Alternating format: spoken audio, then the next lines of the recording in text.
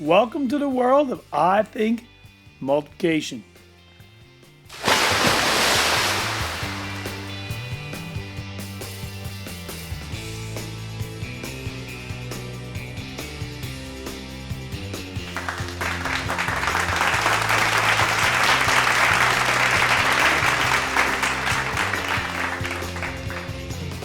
The way we hoped you would think. Excellent. Brandon, welcome back. A map. A map. Okay, can you tell us a little bit more about that, Brandon? You would mark an X on it where you want to go or something. Okay.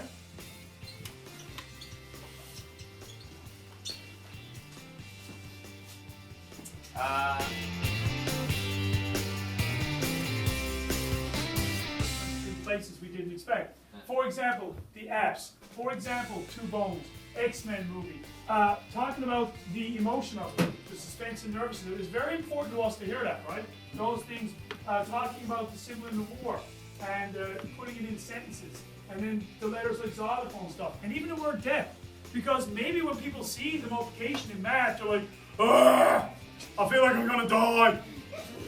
Right? Because I can guarantee you, I certainly had some of those feelings in school. Mr. Barry, any moments for you, like, depending on?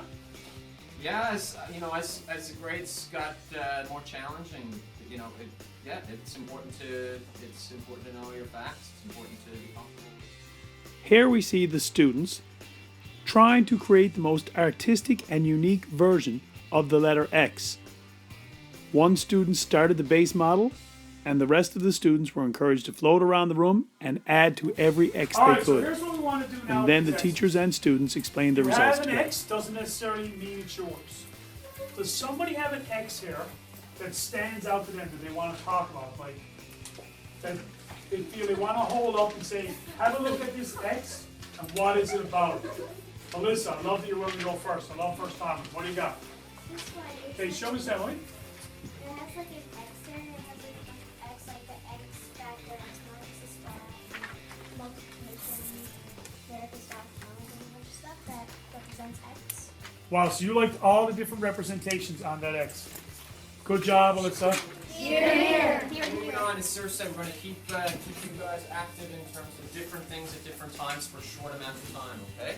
So up next, we're actually going to start, and you all have met your partner briefly, so you're going to work with your partner in the next little while. We're going to do a whole group activity first.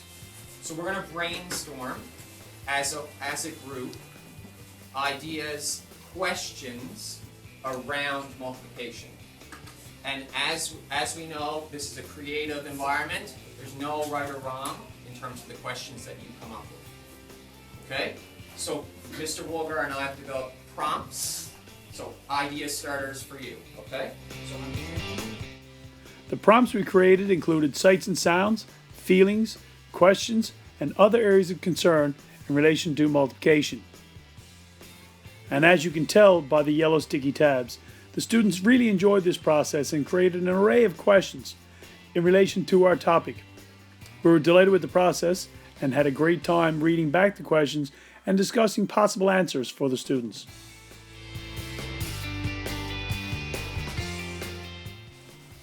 Finally, we collected all of the questions, created a top 10 list, and had the students interview each other in relation to the questions. How do you feel as a grade 6 teacher in multiplication when the grade 5s arrive and still feel as though they don't know multiplication or haven't done enough of it or unfamiliar with it? What's that like for you as a teacher? It can be frustrating, but through the different manipulatives, we try to get them as comfortable as we can. The different approaches. What we're hoping to achieve in this iThink and this actual research is that to ease the anxiety that some grade 5s come to grade 6 with about multiplication. So we're trying to get them to think creatively about different ways of solving problems using multiplication. All right, sounds fair to me. Thank you, sir. Woolgar, can you tell us about the purpose behind this research project, why we're excited about this? Sure. The project we're implementing here over the next 8 weeks is a combination of Rothman's College iThink techniques and our own math skills and some of the other workshops that we've attended.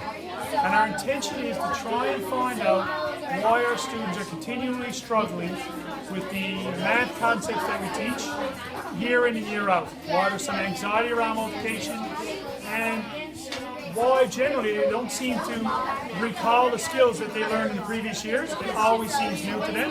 And for us as teachers, that's a frustration. So hoping that through this 8-week program, we might be able to take multiplication in a whole new direction, in a whole new level, and as fun as possible. That's our intention over these 8 weeks. How's that sound, sir? Sounds great. Thanks, sir. Sounds good. So that's our majority. Next one. Do you practice your times tables? 14 sometimes, and an even mix between yes and no. What do you feel when you see the X symbol? Look at the combination, almost identical. Right? Yeah. Which I don't mind, do not care. You can speak as good as bad. What's the next one? Do you enjoy solving math problems? You got a lot of sometimes. But the thing is, you got to look at a lot of yes, a lot of sometimes. The negative was only 4. So that's really a good thing. Okay? Do you enjoy? Class ended with the students doing a little quick assessment to see where they stood in regards to multiplication. And so session 2 begins with the students wondering about multiplication and their place in it. Throughout the entire session, and we're going to give you some time as well, we're going to ask you to put on your pink stickies, or your yellow stickies today, sorry. Anything that you wonder about math and multiplication. So this is going to be a collection of thoughts, and me and Mr. Barry might go over around 10 o'clock and start reflecting on some of the things you're wondering about, and maybe if we can help you with those today or moving forward. Okay? So finding explicit meaning. D. We're going for the explicit meaning of the word multiplication, of the symbol X. And we want you to tell us, where does multiplication work best for you? Thinking about where, when, why, and how it works best. And over here, when doesn't multiplication work for you? When does it get too hard? When is it an issue for you? When in school is it not the right time for you? Think about all those factors of multiplication. And as fast as you can come up with any questions, thoughts, or concerns, take turns. Grade 5 come first, then 6 second. 5 first, 6 second. And start sticking them underneath both places where you see they fit.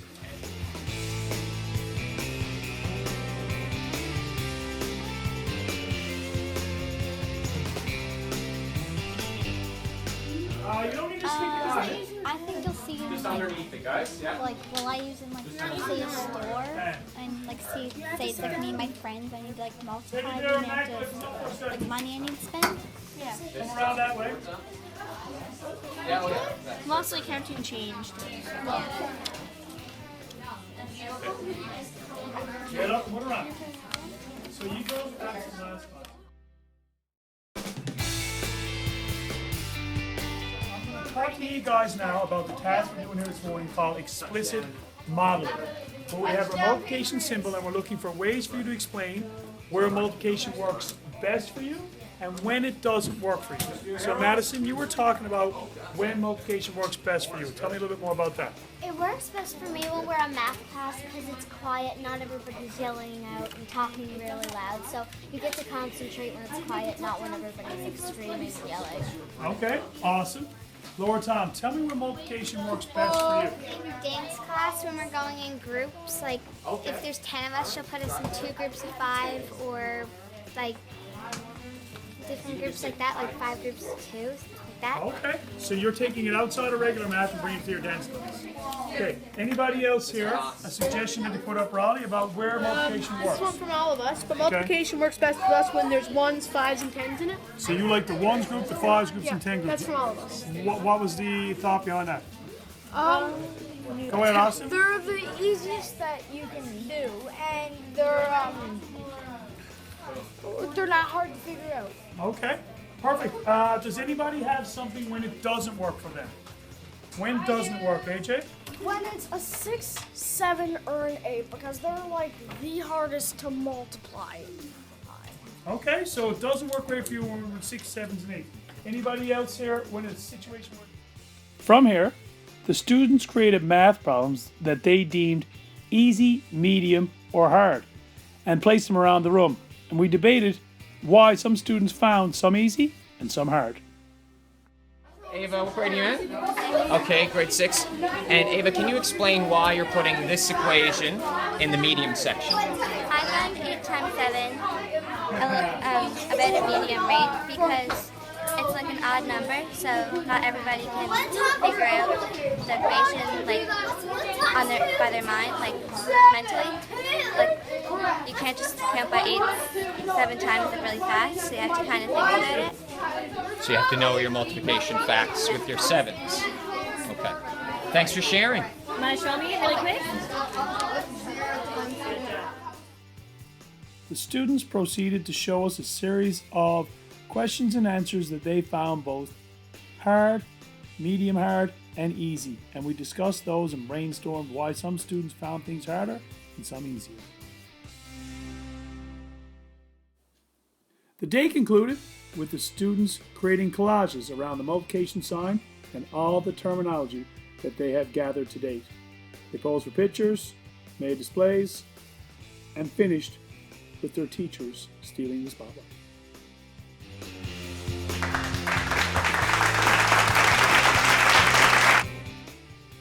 Next up was our after-school focus group with students from grades 4 through 7 sharing thoughts, interests, concerns, and excitements around multiplication.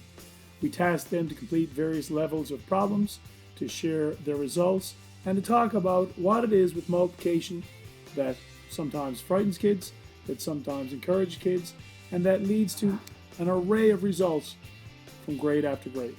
The students were awesome. The results were quite eye-opening, and the day ended with a session in the computer lab where they were tasked with completing a Google Docs survey.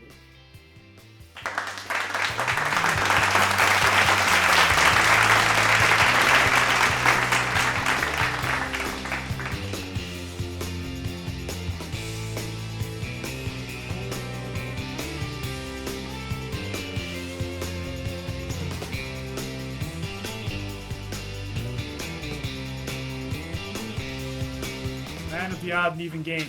I noticed that you figured out a strategy for having great success in this odd even game. What was your strategy? Well, if you were even, even, if you choose 2 every time, you'll just win. Why will you win every time if you choose to? Because 2 times anything is an even number. Okay, let's give the guys an example. Hands behind your back. Like, Okay, you ready? 1, 2, 3, show.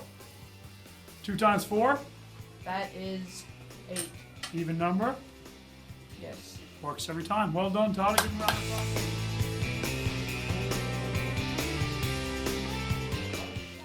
Shopping, beautiful. BG. Bank transactions. Look at the throwing transactions out there at 9:30 in the morning. Nice.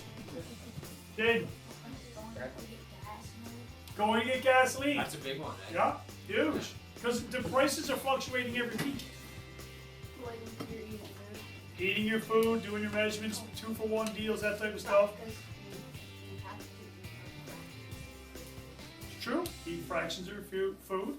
Also, Mr. Walsh was talking to you about your goaltending average. Solid outside, Darren.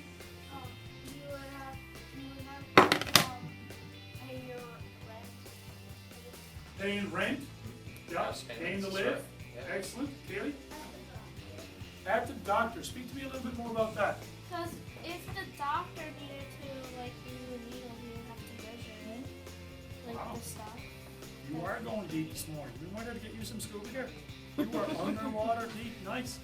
Anybody else with some connections?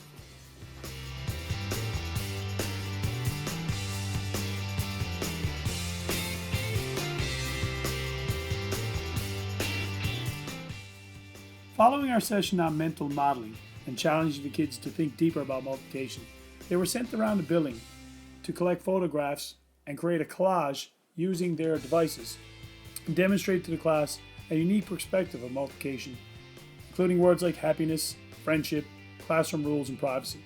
The results were outstanding.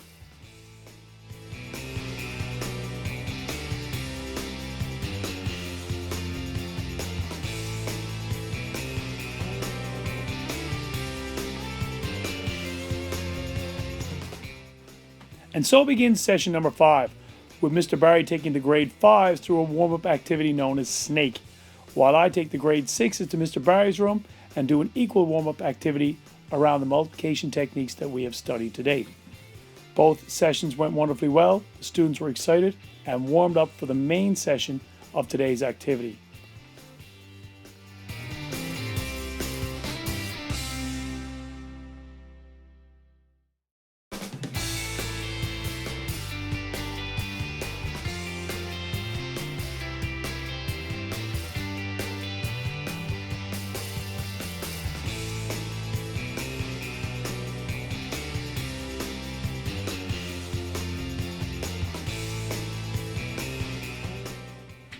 At the heart of today's session is a phenomenal concept from Rotman's College known as no bad idea.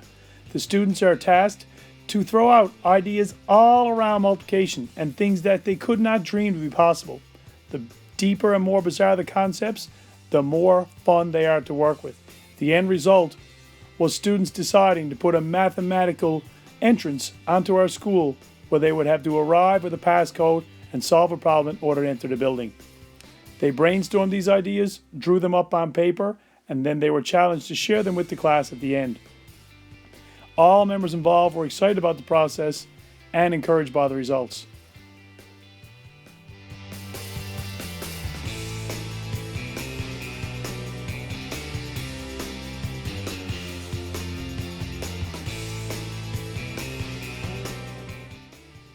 Session 6, our Valentine's Day activities. We warmed up using the principles that we have studied to date in multiplication and challenged various students to come forward and express their interests and concerns around these challenges. Then the core principles were practiced on the floor using GT 1000 as well as a couple of other math activities on whiteboards and with dice.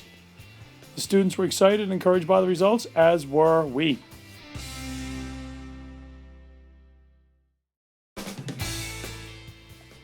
The heart of today's activity was a QR code challenge, where students using their iPads and the application known as Enigma set forth around the building to find the QR codes myself and Mr. Barry had hid during the previous afternoon.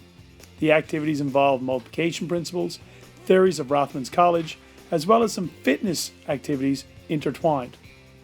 Myself, Mr. Barry, and some of our observers followed the students around the building, tracking their progress and interviewing them along the way. The results were very exciting.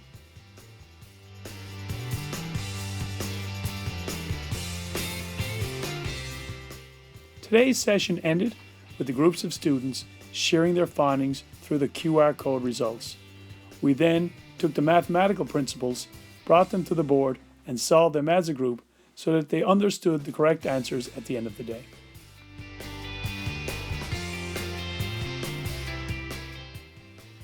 Our final session, Data Collection Day. The teachers nor the students were excited about this process, but it had to be done. We needed to find out if our students had made progress since week number 1. We assessed them individually and in their pairs. We used an Olympic theme that seemed to garner some excitement, but once into the process, myself and Mr. Barry both commented that the energy level was low and the excitement was just not there. We did put the results on the board so they could compare what they had done with the correct answers, and we did go over the entire program. The students wished there were more weeks, so did we. We found a fun way to end by crowning the king and queen of our iThink program. That got a few good laughs. As well, Mr. Barry's significant other baked homemade multiplication cupcakes. Equally a big hit for the teachers and students. But all in all, it was a sad ending. We wanted to have more weeks. The students wanted to have more weeks. But we had to say goodbye. So thanks for everyone who participated in our iThink program.